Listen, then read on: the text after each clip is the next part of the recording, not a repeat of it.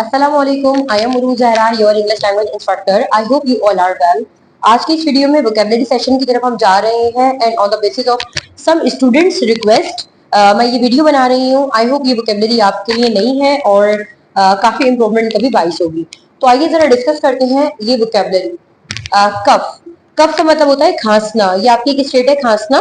तो for example वो खांस रहा है, ही इज कफिंग. इसके बाद है हमारे पास स्कोल्ड. स्कोल्ड का मतलब होता है डांटना. मैं बच्चों को डांट रही हूँ, I M scolding the student. वो लोग मुझे डांट रहे हैं, दे आर स्कोल्डिंग मी. इसके बाद है चीखना, येल. येल का मतलब होता है बहुत बुलंद आवाज से चीखना यानी शोर मचाना. Why are you yelling? आप क्यों चीख रहे हो? Why should I yell? मुझे क्यों चिल्लाना चाहिए? स्पॉइल. स्पॉइल का मतलब होता है खराब करना.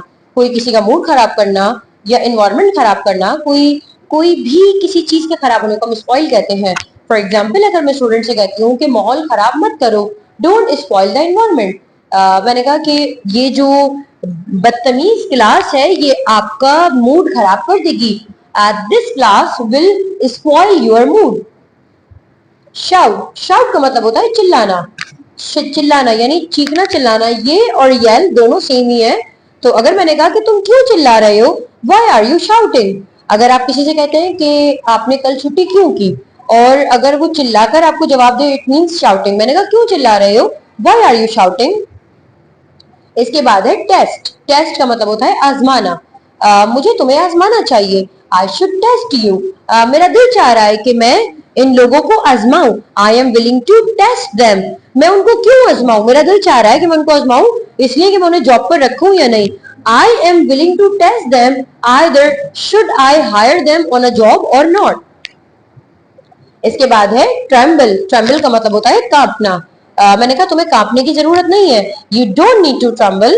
तुम्हें कांपने की जरूरत नहीं है, you don't need to tremble. इसके बाद है वेंडर. वेंडर का मतलब होता है घूमना फिरना. मैंने कहा कि बच्चे घूम फिर रहे हैं, the children are wandering. अगर तुम फजूल घूमोगे तो अपना वक्त जाया करोगे. If you wander here and there you will waste your time.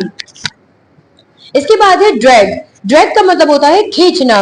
मैं वजन खींच रही हूँ, I am dragging the weight. इसके बाद है डिस्कस. डिस्कस का मतलब होता है बहस करना. You don't need to discuss anything with me. Educate, किसी को तालीम देना. गिव एजुकेशन, इसको हम एजुकेट भी कहते हैं. मैं तुम्हें तालीम देना चाहती हूँ, I want to educate you. इसके बाद है स्क्वेंडर. स्क्वेंडर का मतलब होता है जाया करना. वो लोग पैसा जाया कर रहे हैं, दे आर स्क्वेंडरिंग द मनी. पीछे हटना, फॉल बैक. किसी कही हुई बात से पीछे हटना.